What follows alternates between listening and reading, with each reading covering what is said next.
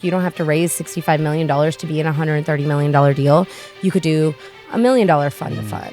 Okay, welcome back. I'm here with Veena Jetty, and we were on video 9, I think. I think so. Incredible. I know. This is awesome. Yeah, so much to talk about, so much good information. Hope you guys are enjoying this Masterclass series. Again, we put a link in the description where we compiled all of these videos that we've done so far in the one, playlist. We call it a Masterclass here, and we're so excited because we are covering everything that you need to do to raise money, do a fund so that you can do more deals, bigger deals, and really take yourself from, playing small, which is kind of what it is when you don't do funds, is you're playing small, and then how to really play at a big level, even if you're new to the game. Yes. I think this is such relevant information, Veena, for even brand new investors, even if you are working on your first deal, because if anything, this is going to give you the right projections. Mm-hmm. It's rocket fuel. Yeah, it's going to really allow you to look at where you want to go and see what's possible. Mm-hmm. A lot of people, I don't even think they know that multi-million-dollar funds is something that's possible within reach that they can do very quickly, a lot sooner than they think. I didn't know. Me neither. When I started, I had no idea. No one told me. Yeah, no one's telling you that you can do this and you can do it really soon in your career. Yeah. So that's exciting. In fact, this video is really special because we're going to be talking about your different funds. Yeah, like and we're going to make fun funds. Fun funds. And there's even funnest fund of funds. And there's even a fun to fun, which is super fun. So we're going to do fun to funds. And we can only say the word fun as an adjective through this whole video. Awesome. So why don't you break it down for us? What are your different types of funds? Yeah, so there's different types of funds. And I think it's important for people to understand this because even as we were talking about how to structure your fund, we were talking about the different ideas and how we can do it, right? Mm-hmm. So the first and probably most basic, simple one to understand is your single deal or your direct asset fund, right? What that is something like what I'm doing. I'm raising $65 million. It's going exactly into one asset. You as an investor know exactly what you're investing into, the deal specifics, the business plan, why we like this market, the numbers on it, before you ever make the decision to invest. Now, I made the mistake of calling that a syndication. It is a syndication. Okay, so clarify syndications, really, all a syndication means is you're bringing together a group of investors to invest into something. Okay. Right? Whether it's a business or real estate or multifamily or single family, it doesn't matter. So it could be a single or it could be a multi-asset fund. Yes. So, but they're That's all still everything we're talking about is syndicated. Okay. Right? So we're just using it sort of inappropriately, but it's not wrong. It's not wrong. It's just not exclusive to a single asset. Do you want to know the fancy way to say it? Yeah. Okay. You say, I'm raising private equity. Private equity. Yeah. I run a private equity fund that specializes in hotel acquisitions. A private equity fund that specializes in hotel acquisitions. Assets. Okay. Or assets, yeah. Yeah, very good. So doesn't that feel fancier? Yeah, and why private equity? What is that saying instead? Private equity signals Wall Street. It signals institutional. It is a way to signal that you are sophisticated. So syndication is when you're not as sophisticated and you don't really know. Private equity means the same thing. It doesn't mean anything different.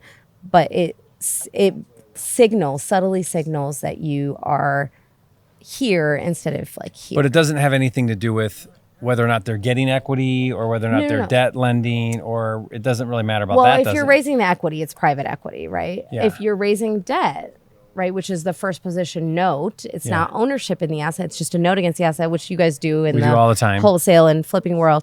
Then you say, I run a private debt fund. Private debt fund versus private equity fund. Okay. So debt or equity. Or you could call it maybe, depending on how you structure it, maybe it's a credit fund. Yeah. But it sounds very different. It's more sophisticated. It's more elitist. Okay. And it's the better way to present yourself to signal your credibility and your sophistication. So syndication's fine and there's nothing wrong with it. I don't have an issue with it, but it's not something you necessarily want to say to a lender because they see it as risk. So you can go and you can do one single deal. That's a single asset or direct asset fund or syndication, private equity fund, private debt fund, depending on what you're raising. Then the second one is a semi-blind fund. And what that means is you can raise a fund which says, hey, I'm raising $25 million and this is what you're doing. You're raising a semi-blind fund, semi-blind multi-asset fund. And what does semi-blind mean? So semi-blind means you're saying, hey, I'm raising money for boutique hotel investments in Puerto Rico or in US or whatever your buy box is. And you might say, I have, my seed investment, or my seed asset, which is the first deal that you have that you'll put into the fund. You already know what that is. Most people, when they raise a semi-blind fund, they don't know what their first asset is until way later, until you've started raising equity. So you're going to say, hey, it's a semi-blind multi-asset hotel or hospitality fund or whatever you want to name it. And what you're going to do is you're going to go out to investors and you're going to talk about it, and you're going to talk about the types of assets you target. Because there might be 5 to 7 assets in this fund. Yeah. Then there's what's called a blind fund. And this is like, hey, I'm raising money, trust me. I don't know what the asset is yet. I don't know what the asset is. We'll figure it out once we have money. I don't know what the asset class is. We're just opportunistic. That sounds really hard to get investors in. It is. That's why most people don't raise completely blind funds until you have a significant track record. So the first one's like a direct deal or single asset fund, which is I'm raising money for 123 Main Street. Semi-blind is I'm raising money for hotels. The third one is I'm raising money. So those are like the main ways you could structure or raise capital. Now, there's also something called a fund of funds. Okay, and this is like the hot topic. We've been talking about it, right? So what a fund of funds simply means is, so you come to me and you say, hey, Veena, I'm raising, in any of these, let's say you're raising just on your hotel deal that you have, okay? And also the caveat here is if you're going to do a fund of funds, you need your attorney still. Like you still have to call Nick about this before you decide to do this. So you're going to say, hey, Veena, I'm raising $3 million for the Norton Boutique Hotel in Puerto Rico, in San Juan, Puerto Rico. And I say, oh my gosh, amazing. Jerry, I know a lot of people that would be interested in this, but it is something that I want to make sure that I'm keeping the relationship and I'm helping them. And I want to get paid from my fund. You can't compensate me because I'm not a broker dealer. So legally, you can't pay me to raise capital. So I'm going to say, hey, I'm going to bring you a fund. And then I'm going to go to Nick and I'm going to create my own documents, my own PPM, and I'm going to register with the SEC. I'm going to tell the SEC, not register. I'm going to tell them what I'm doing, which is like I'm telling them that there's an exemption that I'm relying on instead of registering formally. And then I am going to go out to my investors and I'm going to say, hey, guys, I'm going to tell you I'm going to bring you $1 million. I'm going to raise $1 million from my investors, get them to put it into my fund, and then I'm going to take my fund and I'm going to come and invest it into your fund. So that's what a fund of funds is. All it is it's a sub fund sitting in a parent fund. I'm thinking like maybe like a micro influencer or somebody who's got a group of connections, contacts. Yep. And they want to get compensated for bringing investors to your fund. Absolutely. So they would start their own fund, bring that money in. Now, why wouldn't those investors just want to leapfrog and go straight to the source? They do a lot of times. So for our deals, they don't have the same investment minimums that we do. So our fund investment minimum is like $100,000. My fund of funds, their investment minimum might be $25,000 or $50,000. So there's a lower barrier to entry, number one. That's good. Number two, we structure our deals pretty creatively in such a way that all investors get identical returns. So there's not really a loss for them to go into a sub fund. And usually their relationship is with the person running the sub fund. So why do you want to be invested with me when you could be invested with your neighbor that you already know, like, and trust? And now we both have a fiduciary responsibility to you. But that fund is very clear that the purpose of that fund is to invest in this fund. Yes. Yes, usually. I mean, now you could have a fund that doesn't designate that, and part of your fund could act as a fund of funds and the rest of it could go and do their own direct deal. Oh, okay. So you could elect it to do whatever it wants to do. Yeah, as long as you disclose it properly to investors, you can do that. So again, this is where an attorney is going to make sure you're properly dotting the I's, crossing the T's correctly, doing everything on the up and up. Yeah, definitely. Yep, absolutely. And we're seeing this very, very common now in, smaller fundraisers to be able to get involved in some bigger deals, get in on a bigger fund. Right. Is let's pull a group over here and let's come in on a big together. deal. Exactly. We see it also like something more informal where you have a group of friends that each throw like 100, 200 grand into an investment vehicle like an LLC and then come and invest in the deal collectively. So there are different ways that you can invest into a deal. It doesn't have to be just a single investor investing into a deal. And again, the real benefit of that would be that the smaller fund, the fund to fund fund. Fund of fund. Yes. Yeah, that one. That one, if they want to get compensated, now they can. Yes. And what makes it okay to get compensated now? Okay. Oh, I'm glad you asked this. We should have done this when Nick was on with us. But so basically, there's something called the broker-dealer rule. So what the SEC says very specifically is that I cannot compensate you for transaction-based or success-based capital raising.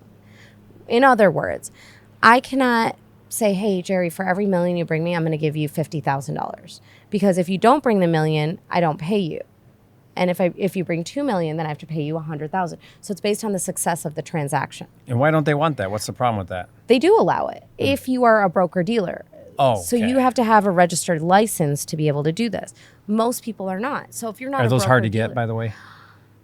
I mean, it's a license. You have to study for it, pass an exam, and then you have to find a Okay. brokerage and hang your hat there. So there's some effort and Yeah. there's some, insurance and requirements involved to Okay. do it. So it's cumbersome. Yeah. It's not like, Impossible, let me go. but- It's not like getting like a realtor license where you go and you take the test and then you call it a day. There's, a lot of upkeep. You have to do continuing education. And now you're scrutinized because now you have a license to do this. So you could actually do harm to people. So And because the fund to fund is its own entity Yeah. now, the it's entity own registered can be, offering. Yeah. that can be compensated and do distributions or whatever. So I don't compensate that fund. What actually happens is the fund compensates the manager of the fund. So if let's say you're a fund to fund in my deal and I pay your fund, you're in a share class, which gets $100. You're going to get the $100 and then maybe you charge a 2% fee or I'm making this up, right? It'll vary from To your deal to deal. fund, to your your own investors. fund. You Okay, charge to your yeah. own investors. So I'm going to give you $100. You're going to take $2 out, and then you're going to take $98, and you're going to distribute that prorated to your investors.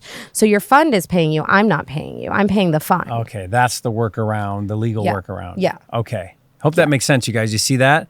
Because since the parent fund can't compensate you directly for bringing money, Yeah, your fund. So your investors So the essentially are paying your fees. but the fund can, and it's spelled out that way, Yes. so that's what allows Yeah, it. and everyone loves it because it's a great way to get into larger deals. The entry level is much lower. Like you don't have to raise $65 million to be in a $130 million deal. You could do $1 million fund to fund. You get a bunch of $25,000 people or Exactly. Whatever it is. Yeah, it's Yeah. a lower barrier to entry. Okay, so good. So that's a fund to fund. Are there any other types of funds that are worth mentioning? I think those are the big Main ones. ones. Because you're going to do either a direct asset fund or a semi-blind fund. Or you're going to do a fund of funds.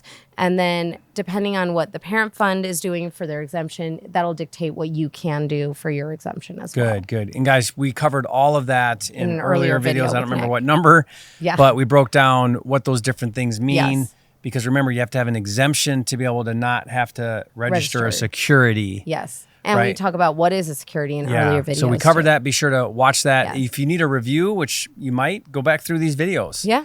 I think if you listen to these a few times, you're going to get so much out of it. Hopefully. And you're going to be so much further ahead Yes. to playing this game. Right? Totally. Awesome. Okay, well, good. That's awesome, Veena. Thank you so much. Yes. Guys, remember, we've got some really amazing free resources. We put together a kit. It's got, I'm not going to go through it, but 4 or 5 really amazing Yeah. things that Veena has offered to give you for free. So look for that link in the description. We're going to put Veena's information also in the description and the link to this entire playlist so you can stay in touch with all these videos as they come out. Thank you so much, and we'll see you on the next video.